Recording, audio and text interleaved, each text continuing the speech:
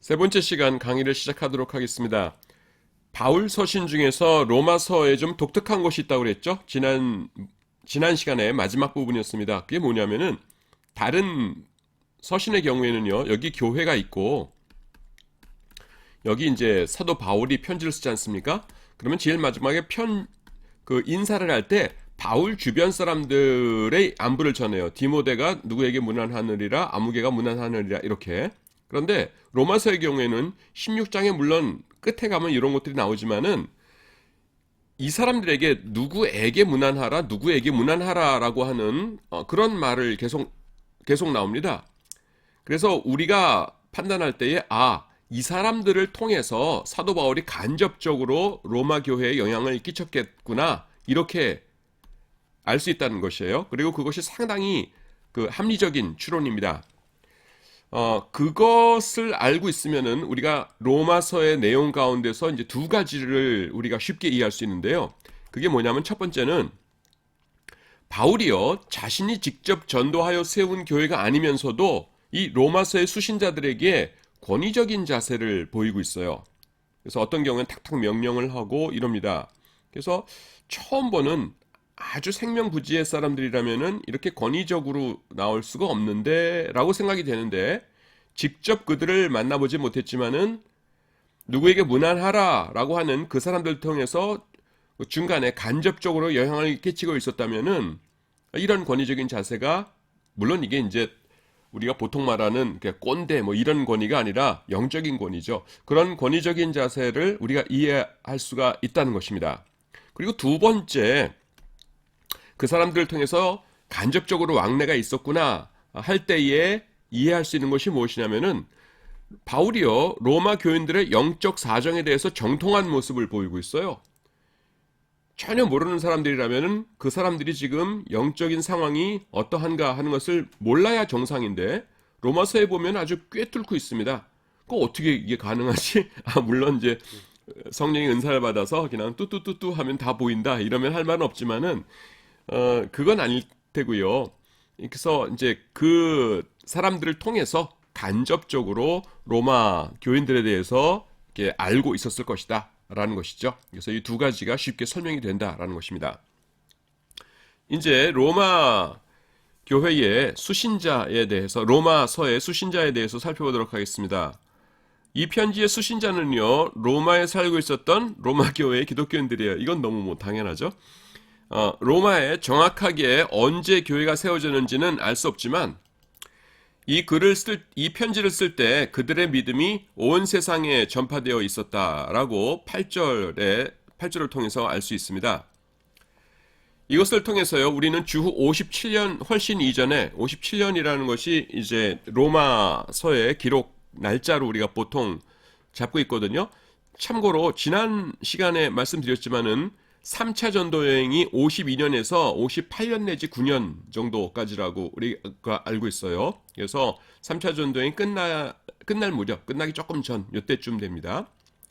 요때에 로마 교회가, 로마서를 썼으니까, 로마 교회는 그 훨씬 이전에 설립되었다, 이렇게 추정할 수 있습니다.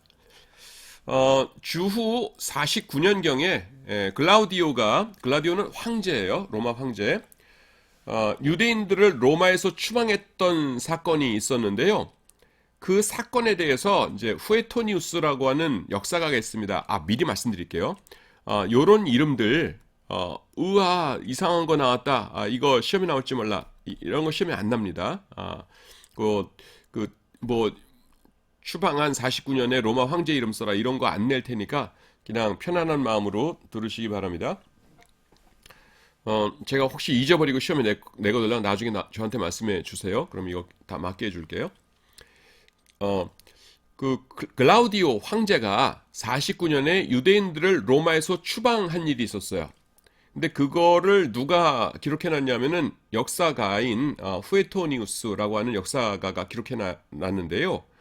근데 그 원인이 뭐냐면은 크레스투스라는 사람의 선동에 의한 폭동 때문이었다. 유대인들끼리 막 시끌시끌하니까 이 폭동 주동자가 누구야 했더니 크레스투스라는 사람 때문에 싸우고 있습니다. 아이고 그 귀찮아, 저 녀석들 전부 쫓아내버려라 유대인들, 이렇게 했다는 거예요. 그런데 이 크레스투스라는 것이 아마도 그리스도 크리스투스 원래는 크리스토스죠. 크리스토스인데 크레스투스 하면은 요 모음 하나만 틀린 겁니다, 여러분. 예. 그래서 요거는 흐 발음 나니까. 그래서 아마 그리스도의 이름을 나름대로 크레스투스라고 표기한 것으로 이렇게 생각이 됩니다. 오스로 끝나면 보통 이제 이거는 헬라어고요. 라틴어에서는 끝에가 우스로 끝나요. 우스. 그래서 꾸스, 끼꼬끔 깨꼬, 끼꼬름 끼스, 꼬스 끼끼스 이렇게 나갑니다. 라틴어 남성. 그러니까 지금 뭐 하는 거냐면은 헬라어 남성은 오스 우온에 오이온 오이스 우스 이렇게 나가죠. 그 라틴어에는 똑같은 요거가 꾸스 끼꼬끔 깨꼬, 끼꼬름 끼스, 꼬스 끼끼스 이렇게 변화형이 나와요. 그래서 오스와 우스가 이제 같은 것이에요. 그래서 크리스토스니까 크리스투스라고 라틴어로는 이렇게 쓸 수가 있었죠. 참고로 말씀드리자면은 요게 로마지 않습니까? 로마에 강이 흘러요. 요 강 이름이 테베레 강인데 구역이 있는데요. 여기가 이제 1구역, 2구역 이렇게 해가지고선 14구역인데 유대인들이 여기 14구역에들 거주하고 있었어요. 여기가 유대인 구역이었습니다. 서울의 구가 25개죠, 지금. 근데 당시에 로마의 구라고 해야 되나? 약간 뭐 구역이 14구역까지 있었거든요. 그래서 요 14구역이 여기인데요. 유대인 구역이었어요. 그래서 그리스도라는 그 이름을 가진 어떤 선동꾼, 로마 사람들이 보기에는 그 사람들 때문에 막 시끄럽게 꾸니까 로마에서 나가 이렇게 된 거죠. 예. 자, 이 기록 역시 로마 교회의 역사가 오래되었다는 것을 증명하는 것입니다. 주후 49년에 벌써 그런 일이 있었다는 것이니까요. 그런데 사도 중 누구도 49년 이전에 로마에 가거나 로마 교회를 세웠다는 흔적은 없어요. 그리고 로마 교회를 베드로 사도가 세웠다. 그러니까 가톨릭 교회에서는 그렇게 주장하는데 그건 믿을 만한 것이 못 됩니다. 로마서나 사도행전은요. 그 베드로 사도나 로마 교회의 사도적인 권위에 대해서 전혀 언급이 없어요. 조금 전에도 말씀드렸죠. 로마서에는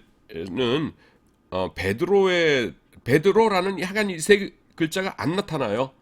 만약에 베드로 사도가 정말로 로마 교회를 개척해가지고서는 그 확고하게 세우신 분이라면은 로마서를 쓰면서 베드로 사도의 이름을 한 번도 언급을 안 한다? 그건 있을 수가 없는 일입니다. 그럴 수가 없죠.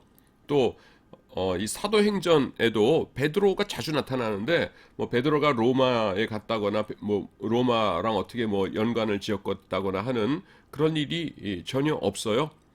사도행전 이후에 전도하지 않았을까요? 아니라니까요. 그 사도행전에 사도 바울의 전도여행이 1차, 2차, 3차 전도여행 다 나오잖아요. 그게 58년 내지 59년에 그 전도여행이 끝나거든요. 예. 그런데 그 57년 이전에 로마 교회가 벌써 다 설립되어 있었잖아요.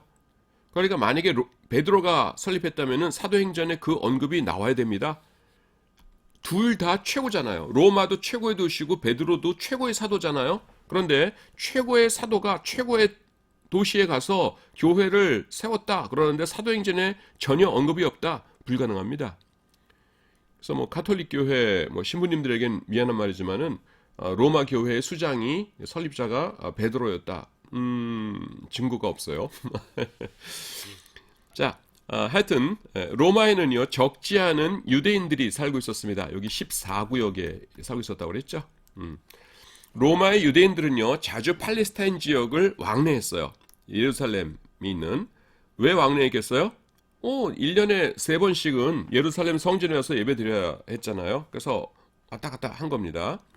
AD 70년에 디도 장군에 의해서 성전이 파괴되었는데 지금 그 전식이에요. 전부 다 왔다 갔다 하고 중간에 그러면 어떻게 되겠어요? 사도 바울이랑 만날 일이 있겠죠? 그러면은 오는 사람에게 사도 바울이 어떤 걸 지시하고 이 사람이 가서 또 사도 바울의 지시를 전하고 그래서 로마서에서 이 사람에게 문안하라, 이 사람에게 문안하라 이런 말이 나오는 이 사람들이 바로 사도 바울의 말씀을 전해주었던 이런 사람들이었을 가능성이 높다는 것입니다.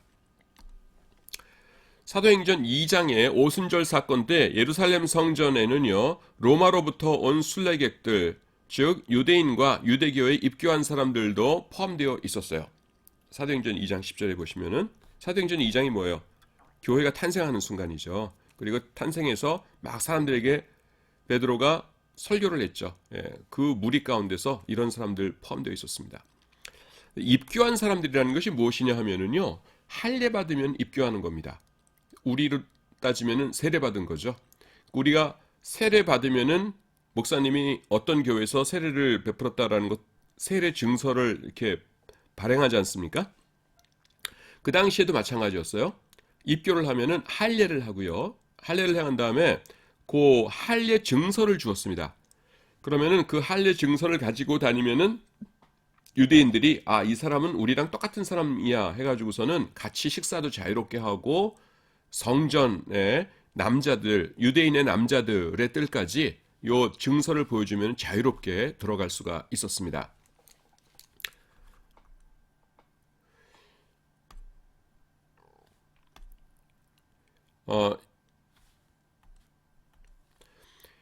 그때 성전에 근처에 와 있었던 그 사람들 중에서 기독교인이 된 사람들도 있었을 것이에요. 그들이 로마에 돌아가서 또 다른 사람들을 전도해서 로마에 교회를 세울 수 있었겠죠. 또 로마에서 살던 유대인들은요, 기원전 61년경에 폼페이우스 장군이 노예로 끌고 간 사람들의 후손으로서 나중에 자유인이 되어 로마에 정착하기도 했습니다. 지금 뭐 하고 있냐면은 로마의 웬 유대인? 이렇게 생각할 거잖아요. 그래서 유대인들이 이런 경로로 거기 있을 수 있었어요 라는 것을 설명해 드리는 것입니다. 이건 좀 중요한 사건인데요.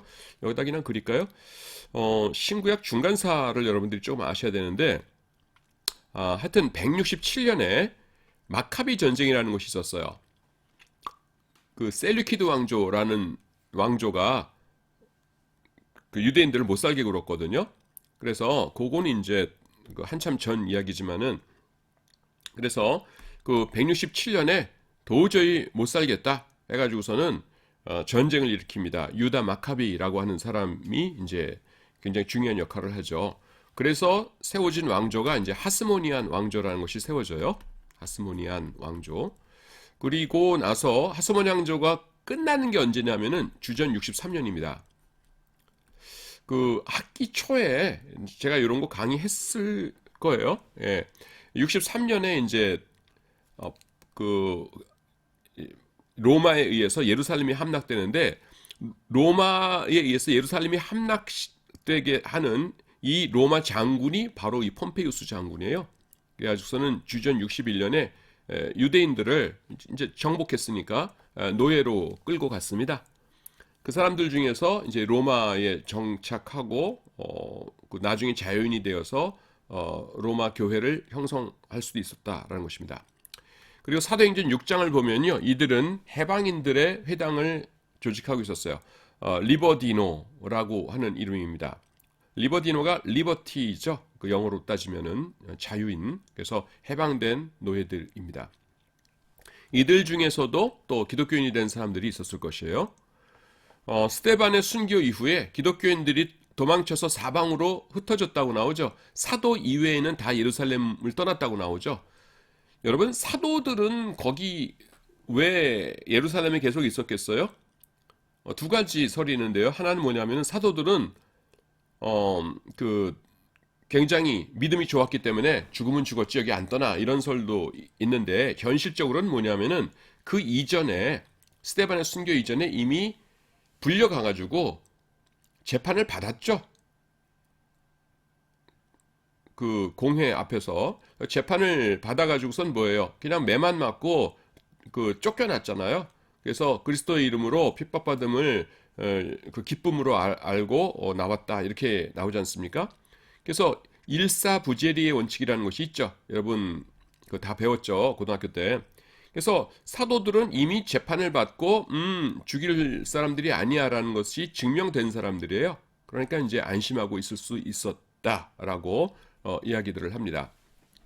하여튼 스테반 집사님이 7장 마지막에서 순교하시는데, 그 순교한 이후에 기독교인들이 사방으로 도망쳐서 흩어졌어요. 그러면 그들 중에서 틀림없이 어디로 간 사람도 있었을 거예요? 로마로 간 사람도 있었을 거예요. 그들이 로마 교회를 세웠겠죠. 자, 로마 교회는요, 유대인들과 로마인들이 혼합되어 있던 교회로 보입니다. 뭐 당연히 그랬겠죠. 글라우디오의 명령은 로마 황제라고 했어요. 유대인들을 로마에서 추방하는 것이었기 때문에 로마인들은 그냥 남아 있었을 것입니다. 무슨 말인지 아시겠죠? 로마 교회에 유대인, 이방이라는 게 뭐예요? 로마인들이죠. 같이 섞여서 예배를 드리고 있었는데 이 글라우디오 황제가 유대인들은 나가 하면서 아까 몇 년이었어요? AD 49년이었어요. 나가라 하고 하니까 유대인들만 나가고 로마인들인 이방인들은 계속 있었죠. 그러니까 교회가 계속 존속될 수 있었겠죠. 그리고 글라우디오가 언제 또 죽냐면 54년엔 죽거든요. 그러니까 나갔던 유대인들도 로마로 다시 돌아올 수 있었어요. 로마 교회가 사도들에 의해서 세워진 교회가 아니었기 때문에 사도 바울은요, 복음의 본질이 무엇인지를 다른 어떤 서신에서보다 더 자세하게 다루고 있습니다. 요거는 지난 시간에 제가 말씀드렸죠. 예. 사도 바울이 다른 편지에서는 복음의 본질에 대해서 그다지 설명을 안 해요. 왜냐하면 그거는 자기가 그 교회를 세울 때에 처음에 다 설명했던 것이거든요. 그러니까 편지로 다시 설명할 필요가 없죠. 하지만 로마 교회는 자기 자신이 직접 가서 설립한 교회가 아니에요. 그러니까 그들에게 복음을 자세하게 이렇게 설명해야 될 필요가 있었죠. 그래서 로마서는 참 감사한 그런 복음서입니다. 그리고 제가 지난번에 말씀드린 게 뭐였어요? 그런데 그 특징이 뭐냐 하면은 1장 16절 17절에서 복음에는 하나님의 의가 나타나서 하면서 복음이라는 단어가 나오는데 우리 복음 하면은 당연히 예수님 십자가를 생각하는데 3장 20절 21절 거기에 가서야 비로소 예수님의 십자가가 나타난다고 했죠. 3장 22절에 가서야 곧 예수 그리스도를 믿음으로 말미암아 모든 믿는 자에게 미치는 하나님의 의인이 이렇게 나와요. 그리고 그 중간이 뭐라고 했습니까? 온통 죄에 대한 서술입니다. 그러니까 당신들이 죄인이다라는 것을 확실하게 알려준 다음에 그 다음에 겸손하게 이제 복음을 받아들이도록 하는 것이죠. 자, 이제 로마서의 중요 주제들, 이거는 뭐 신학적으로 굉장히 복잡한 거기 때문에 설명하려면 굉장히 많은데 제가 추려서 꼭 중요한 것들만 좀 설명을 하도록 하겠습니다.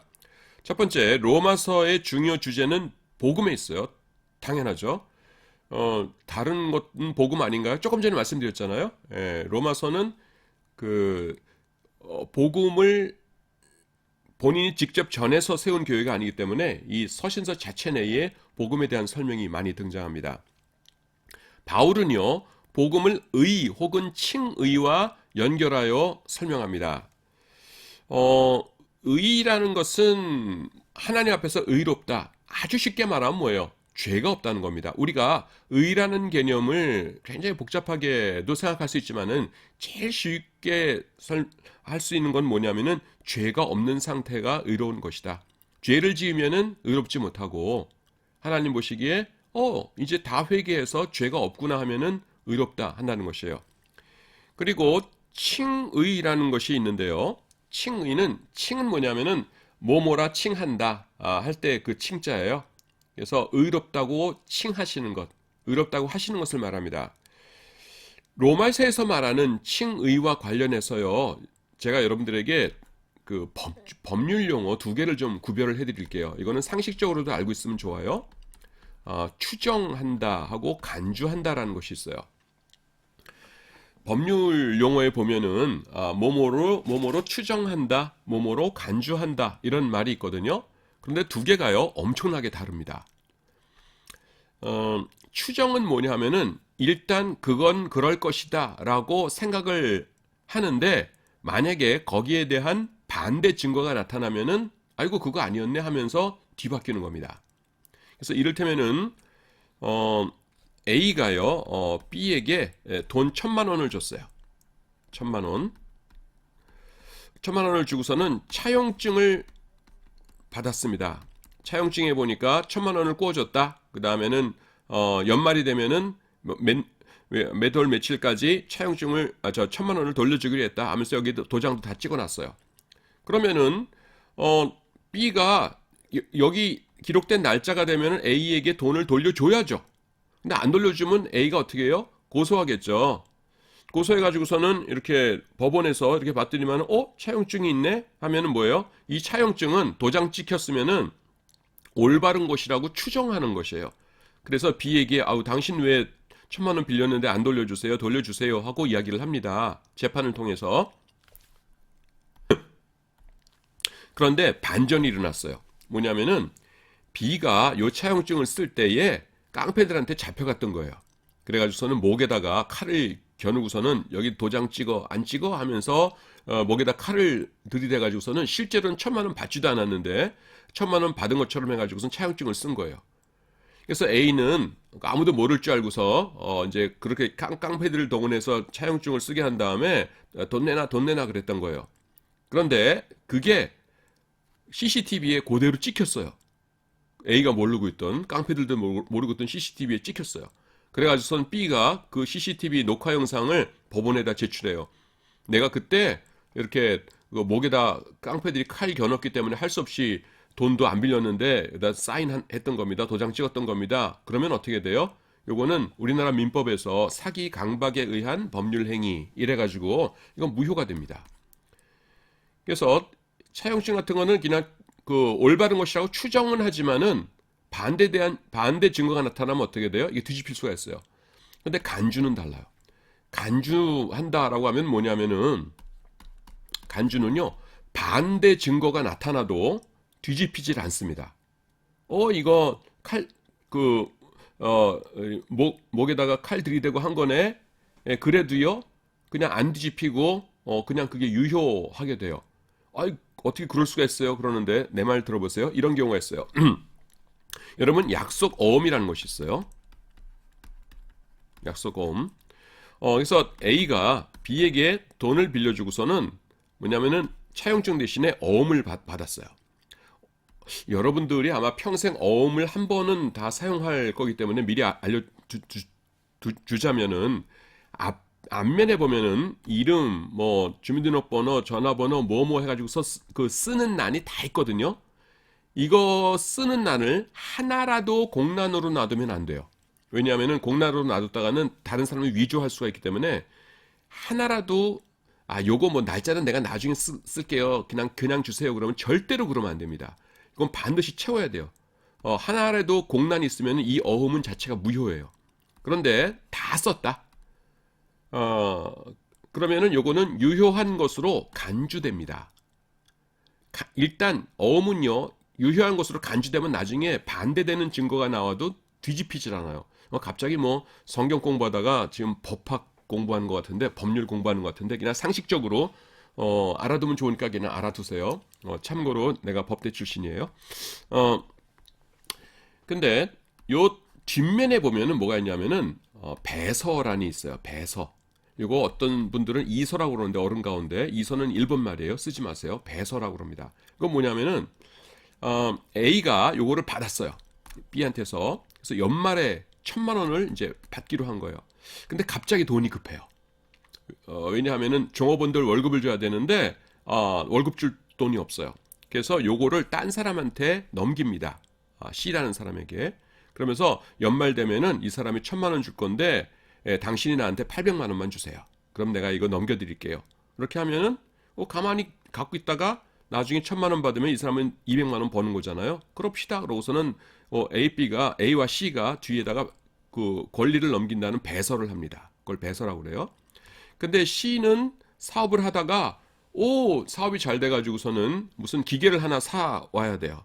그래서 기계를 주문해야 되는데 돈이 없어요. 또 그래서 딴 사람한테 요거를 내가 그 700만 원에 넘길게요. 해가지고선 700만 원만 주세요. 그러면은 연말에 1,000만 원 받는 거예요. 해가지고선 D에게 넘겼어요. 그리고 D도 또 무슨 땅을 살 일이 있어가지고서는 보태기 위해서 이렇게 하고 넘기고 E에게 넘기고 이렇게 했어요. 그러면은 요거가 이렇게 배서가 쭉 있겠죠. 그래서 이 사람은 월급 줬고 이 사람은 뭐 샀고 해가지고선 쭈르륵 했잖아요. 그래서 마지막에 E가 B한테 가가지고서는 이거 주십시오라고 했더니만은 B가 이거 깡패가 나 그 칼 들고 할 수 없이 쓰라고 해서 쓴 겁니다. 이거는 무효입니다. 이렇게 나가는 거예요. 아까 차용증의 경우에는 그게 무효가 됐죠. 왜냐하면은 올바른 것으로 단지 추정할 뿐이었으니까. 근데 약속어음은요, 그 사업하는 사람들 사이에서 비즈니스 하는 사람들 사이에서 워낙 많이 사용되는 거기 때문에 앞면에 있는 것만 다 채워져 있고 구성 요건을 갖추고 있으면은 유효한 것으로 간주합니다. 그래서 이것은요, 그 무효가 안 돼요. 왜냐하면 무효라고 했다가는 지금 보세요. 월급 준 거 다시 뺏어와요. 그 다음에 그 기계 설비 샀던 거 다시 되돌리고 그래요. 벌써 몇 달 동안 썼는데 뭐 얽히고 설키고 이 종이 한 장 때문에 얽히고 설키는 관계가 너무 복잡하죠. 그래서 그거를 전부 다 원상태로 회복시키는 게 불가능해요. 어음의 경우에는. 그래서 국가에서 어떻게 했냐면은 약속 어음의 경우에는 유효한 것으로 간주한다 이렇게 합니다. 그래서 지금 추정과 간주의 개념 차이를 여러분들께 말씀드렸어요. 근데 요 칭의가 뭐냐면은 의인으로 간주하시는 겁니다. 근데 앞면을 다 채우면은 유효한 약속어음으로 간주한다고 그랬죠. 우리는 뭐예요? 우리 주, 우리의 사랑스러운 정말로 감사한 영광 받으시기에 합당하신 존귀하고 감사하신 예수 그리스도를 하나님의 아들로 믿고 내 죄를 대신해서 십자가에 못 박혀 죽으신 분으로 믿고 나의 구주로 영접하면은 아멘 하고 예수 그리스도를 쉽게 말해서 예수 그리스도를 믿으면 어떻게 돼요? 의인으로 간주하신다는 거예요. 자, 우리한테 시비를 거는 놈이 누굽니까? 사탄 마귀죠. 그래서 하나님께서 네가 예수 그리스도를 믿었어. 너는 의인이다. 땅 하면서 간주하셨어요. 칭의예요. 의롭다고 칭하셨어요. 근데 사탄 마귀가 와가지고서는 아이고 주님 뭘 모르시는군요. 저는 저 녀석이 지난 여름에 한 일을 알고 있습니다. 이 녀석이요 이런 일도 했고요 저런 일도 했고요. 그러면은 뭐예요? 나는 풀이 푹 죽겠죠. 왜냐하면 그게 다 사실이니까. 근데 하나님께서는 어떻게 하세요? 필요 없어. 내가 예수 믿는다고 이 녀석을 의인으로 간주했어. 칭의했으니까 이제는 번복 못해. 이렇게 되는 겁니다. 아시겠어요 여러분? 예.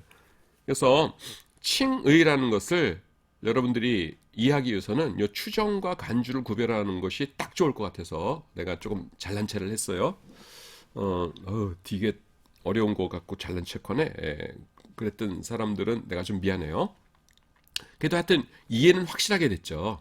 그게 그거예요. 그래서 로마서에서는 그거를 지금 말씀하고 있습니다. 그래서 여러분들이 오해하면 안 되는 게 뭐냐면은 신분과 상태를 구별해야 돼요.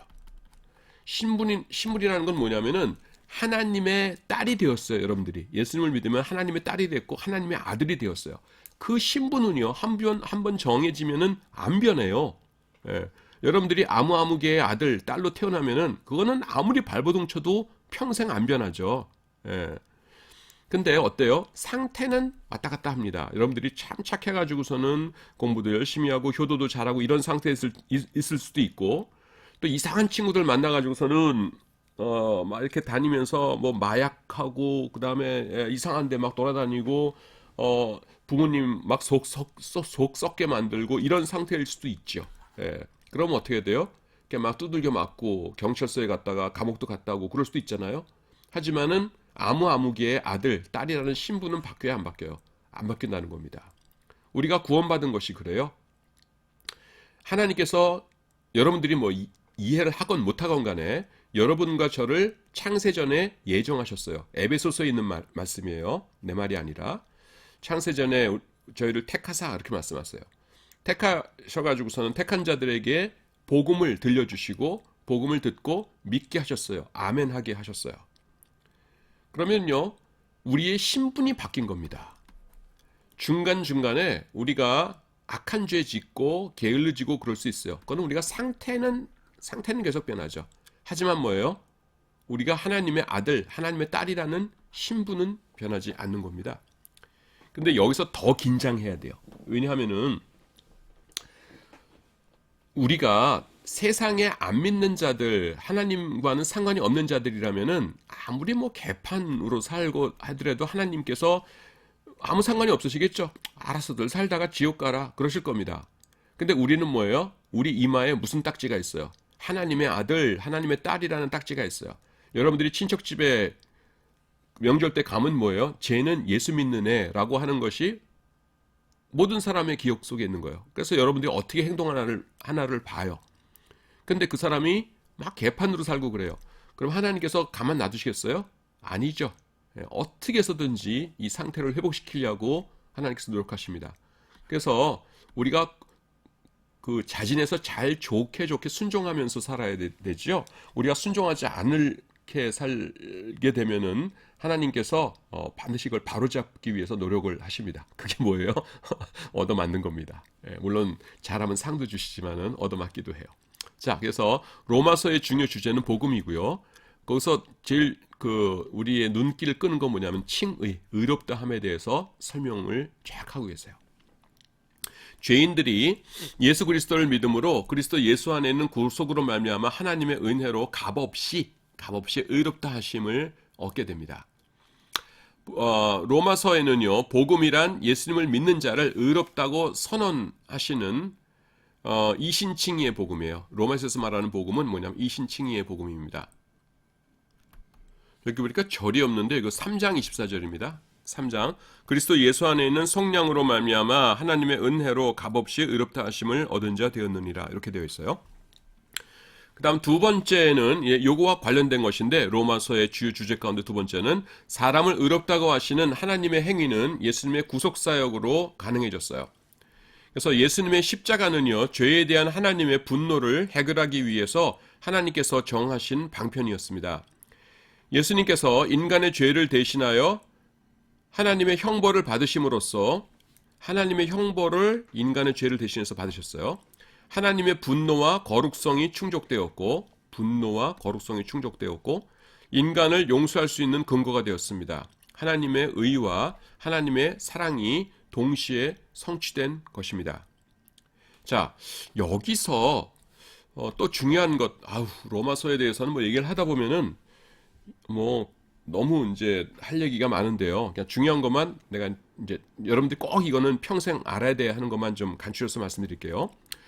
우리가 예수님의 십자가라고 하면은요, 반드시 두 개를 생각해요. 하나님의 사랑과 하나님의 공의입니다. 공의라는 것이 이제 정의예요. 정의. 근데 우리는 사랑만 너무 생각해요. 십자가를 볼 적에 우리가 뭘 알아요? 하나님께서 나를 사랑하지 않으신다면은, 아이고, 저놈 죄졌네? 그래, 저런 녀석은 지옥에 가는 것이 싸. 마땅해 하면서 내버려 두셨겠죠. 근데 우리를 사랑하셨기 때문에 십자가를 지셨어요. 여러분, 십자가에 얼마 동안 매달려 계셨어요? 아침 9시에 십자가에 못 박히셔서 제3시가 되어 예수를 십자가에 못 박이냐 이렇게 나오죠. 3시가 9시예요. 그 다음에 오후 3시에 운명하십니다. 그러니까 6시간 동안 이 십자가에 매달려 계셨어요. 예수님께서. 왜 그걸 참으셨겠어요? 6시간 동안? 저와 여러분을 사랑하시니까. 중간에 때려치고 나 다시 하늘나라로 올라갈래, 이런 마음이 있으셨을 수 있죠. 하지만 그때마다 꼭꼭 참으시고 내가 이걸 채워야 돼라고 왜 채우셨어요? 저와 여러분을 천국으로 보내주시기 위해서. 내가 여기서 중간에 포기하면은 저 녀석들이 다 지옥 가야 돼. 안 돼. 저 녀석들 나 꼭 천국에 오게 만들고야 말 거야 라고 하셔서 참아주신 겁니다. 그래서 십자가를 보면 뭐예요? 저와 여러분들을 향하신 예수님의 사랑을 알 수 있죠. 하나님의 사랑을 알 수 있죠. 그런데 공의라는 것도 여러분 생각해야 돼요. 자, 여러분, 예수님께서 인간의 죄를 대신해서 인간을 대신해서 그 죄의 형벌을 받기로 하셨어요. 그래서 예수님께서 아버지 하나님께 제가 대신 형벌을 당하겠습니다라고 하셨어요. 자, 여기서 여러분 잘 생각해야 돼요. 그렇다면은 하나님 아버지께서 인간의 죄를 용서해 주시기 위한 최소한의 형벌을 주셨겠어요? 아니면 그 이상의 형벌을 주셨겠어요? 최소한의 형벌을 주신 겁니다. 그렇겠죠? 성부 하나님께서 사랑하는 성자 예수님께 죄에 대한 형벌을 주실 때에 필요한 딱 그 미니멈만, 고통을 당하게 하시지 미니멈 이상으로 티끌만큼이라도 더 고통을 당하게 하셨겠어요? 그건 아니잖아요. 무슨 말인지 알겠죠? 그래서요, 십자가의 고통은 예수님께서 우리의 죄를 용서해 주시기 위해서 당하신 최소한의 고통이에요. 이해가 되시죠? 그런데요, 최소한의 고통이 그 정도예요. 채찍에 맞고 가시면류관 쓰시고 십자가에 못 3개에 몸이 고정되어서 6시간 동안 매달려 계시고 온 물과 피를 쏟으시고, 우리가 민망해서 얘기는 안 하지만은 예수님께서 나체로 벌거벗겨지신 채 십자가에 못 박히셨어요. 그림 그리는 사람들이 차마 그렇게는 못 그리니까 옷을 조금 입으신 거로 나오는데 실제로는 나체입니다. 그 수치를 당하셨어요. 그런데요, 그것이 우리의 죄를 용서해 주시기 위한 최소한의 고통이었어요. 성자 예수님께서, 아무리 성부 하나님께서 성자 예수님을 사랑하셨지만은 그분이 우리 인간들의 죄를 대신하기로 작정하시고 그 죄에 대한 분노를 나에게 쏟으십시오 라고 하시는 순간에 성부 하나님께서는 가차없이 예수님을 십자가에 못 박으셨어요. 죄라는 게 그렇게 무서운 겁니다. 그래서요, 우리는 십자가를 볼 때마다 하나님께서는 죄를 저렇게 미워하시는구나, 죄를 저렇게 증오하시는구나 하면서 부들부들 떨어야 돼요. 여러분들은요, 평생 십자가를 볼 때 요 2개를 같이 기억하기 바랍니다. 십자가는 우리를 향하신 무한하신 사랑이에요. 근데요, 십자가는 죄악을 향하신 하나님의 무시무시한 증오와 분노를 보여주기도 합니다. 그래서 예수 믿는 사람은요, 죄악을 향하려고 할 적에 십자가 생각하면서 부르르 떨어야 돼요. 하나님이 이렇게 미워하시는 것을 내가 행할 수가 있겠는가 하는 것입니다. 자, 이제 이해가 되시죠? 하나님의 의와 하나님의 사랑이 동시에 성취된 것이다 라는 것 이해가 되시죠? 하나님의 사랑이라는 것 이해가 되셨죠? 하나님의 의예요. 예. 죄에는 거기다 형벌이 있어야 되거든요. 그래서 마땅한 형벌을 예수님께서 받으신 겁니다. 자, 그 다음 주제를 보도록 하겠습니다. 은혜의 복음이 적용되는 대상에는 어떤 구분도 있을 수 없다. 이거는 누구와 누구 사이의 구분이겠어요? 이방인과 유대인 사이의 구별이죠. 예, 복음은 유대인만이 아니라 모든 이방인들에게도 차별 없이 적용돼요. 왜냐하면 모든 사람이 똑같이 죄를 지었으니까 똑같이 예수님의 은혜로 구원받는다는 것입니다. 이것은 우리가 볼 적에는 너무 당연한 이야기인데 그 당시에 유대인들에게는 아주 충격적인 메시지였어요. 왜냐하면 자기들만 하나님의 백성인 줄 알았거든요. 그래서 심지어 사도행전 2장에서 처음 교회가 생겨난 다음에도 이 사람들은 누구한테만 전도를 했어요? 유대인들에게만 전도를 했어요. 이방인들에게 전도할 생각을 하지 않았어요.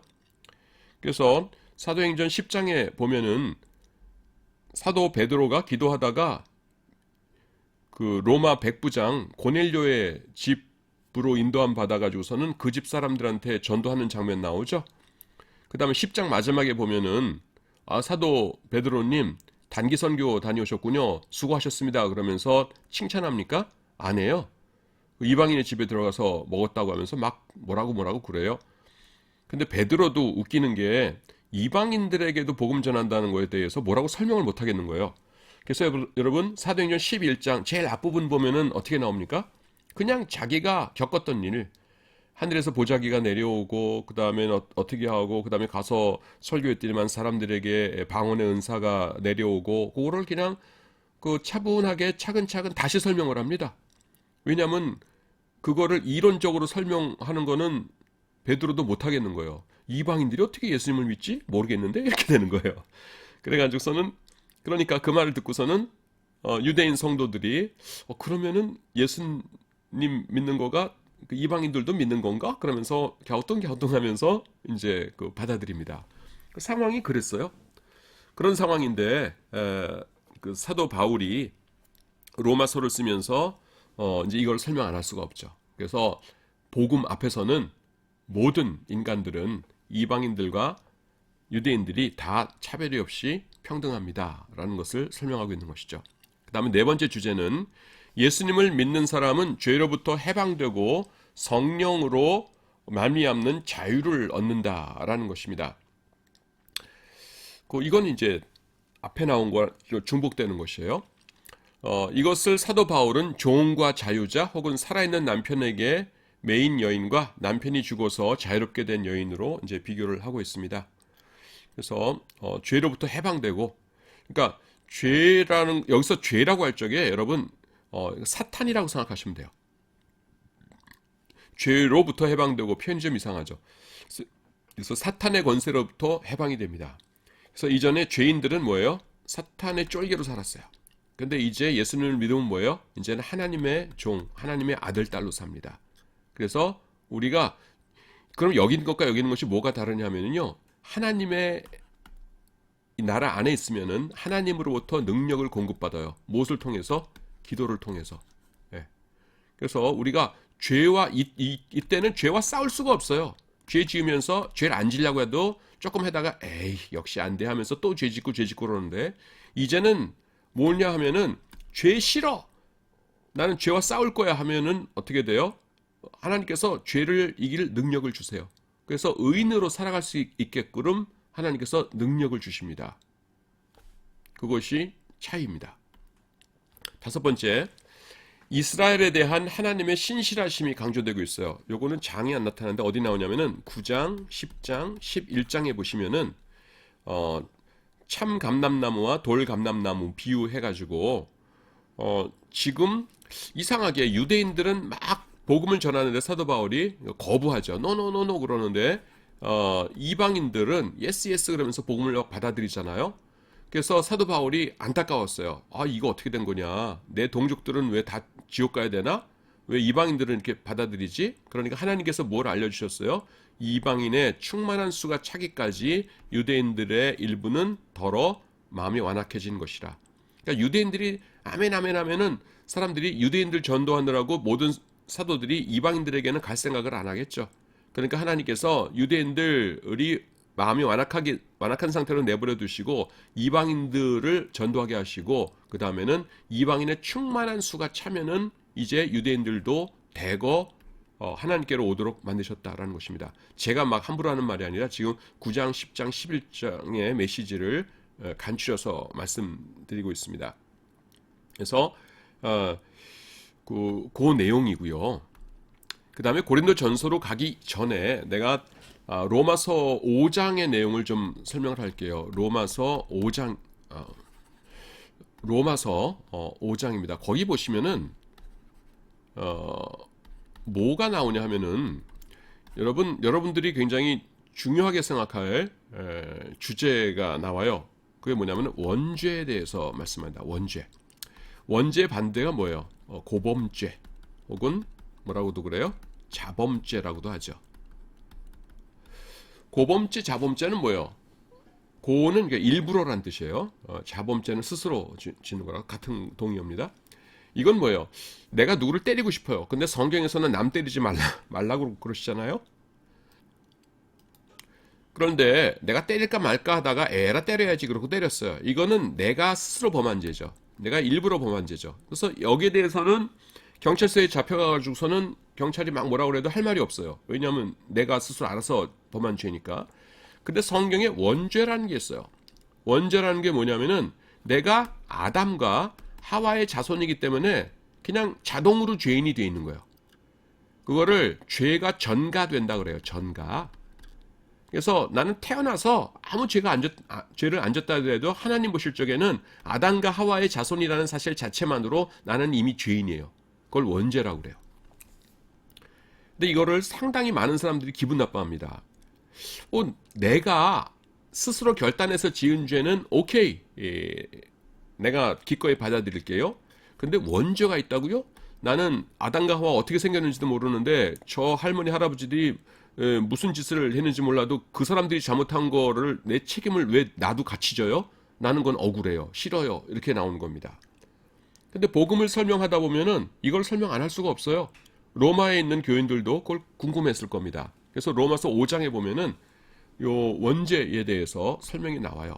그래서 그걸 좀 설명하려고 합니다. 그래서 아담을 로마서 5장에 보시면 뭐라고 나오냐면은 첫 번째 아담이라고 그러고요. 그래서 난 제1 아담이라고 그럴게요. 그 다음에 예수님을 두 번째 아담 이렇게 얘기해요. 제2의 아담 이렇게 얘기할게요. 그런데 요 깔때기가 이렇게 있습니다. 깔때기. 내가 여기 있어요. 요 깔때기 안에 있는 사람은요. 아담의 후손들이에요. 아담의 후손들. 이 사람들은 아담의 얼굴도 못 봤어요. 뭐 몇천 년 전에 있었던 사람은 어떻게 알겠어요? 근데 이 사람의 후손이라는 것 때문에 무슨 일이 발생하냐면은 내가 죄가 전가돼요. 죄가. 전가. 그래서 그냥 억울하지만은 그 후손이기 때문에 그냥 그 사람의 죄가 나한테도 이제 전해진다는 것이에요. 그래서 내가 너도 죄인이야 이렇게 되는 겁니다. 근데 억울하죠. 근데 똑같은 원리가 뭐에도 적용되냐면은 우리의 구원에도 적용돼요. 그래서 우리가 예수님을 믿잖아요. 예수님을 믿으면은 우리가 하나님의 자녀가 돼요. 그래서 여기 내가 속하게 돼요. 그러면은 어떤 일이 벌어지냐면은 이번에는 뭐가 우리에게 전가되냐면은 이때는 죄가 전가된 거잖아요. 이번에는 전가되는데 뭐가 전가되냐면은 의가 전가돼요. 예수님의 의가 아담의 죄가 전가되었듯이 예수님의 의로우심이 나에게 전가돼요. 그래서 성경에 보시면은 의를 옷 입는다 이렇게 나오죠. 의를 옷 입는다. 옷 입듯이. 그래서 예수님의 의가 전가되는 거예요. 그래서 나는 예수님을 본 적도 없고 의로운 자가 아닌데 하나님께서 너 예수 믿었네? 하나님의 백성이 되었네? 그러면 너는 의로운 자야 하면서 우리를 봐주시는 겁니다. 그래서 이쪽 사람이 하나님께 불평을 해요. 뭐냐면은 나는 아담 본 적도 없는데 내가 왜 아담이 지은 죄 때문에 내가 책임을 져야 돼요? 나는 내가 지은 고범죄만 내가 책임질 거예요. 그 원죄 이런 거는 나한테 말하지 마세요. 나는 도저히 납득이 안 되니까 나는 받아들일 수 없어요. 이렇게 말합니다. 그럼 하나님께서 어떻게 말씀하실 수 있냐면은 그러냐? 네 말이 참 합리적이구나. 너 아담을 본 적도 없지. 그렇죠. 근데 본 적도 없는데 아담이 지은 죄가 너한테 전개됐다는 건 말이 안 되지. 그렇죠. 그래. 근데 미안한데 말이다. 그 예수님의 의가 너에게 전가된 것도 똑같은 원리거든. 너 예수님 본 적 없잖아. 그렇죠. 근데 본 적도 없는 예수님의 의가 네가 예수님을 믿는 자가 되는 순간에 예수님의 의가 너한테 전가된 거거든. 그래서 네가 의롭다함을 받은 거야. 이게 원리가 똑같거든. 근데 만약에 오케이 그러면은 네가 아담의 죄는 너한테 전가되는 게 싫다면은 이 원리를 내가 끊어지도록 하겠다. 그러면 너한테는 이것이 적용 안 되면은 예수님의 의도 너한테는 적용이 안 된다. 그러면은 내가 너를 예수님 때문에 값없이 의롭다 했었는데 이것도 안 된다. 네 죄에 대한 책임은 네가 알아서 지도록 해라. 이렇게 되는 겁니다. 그럼 우리가 내가 지은 죄의 책임 스스로 지으면서 살 수 있어요? 그거 불가능합니다.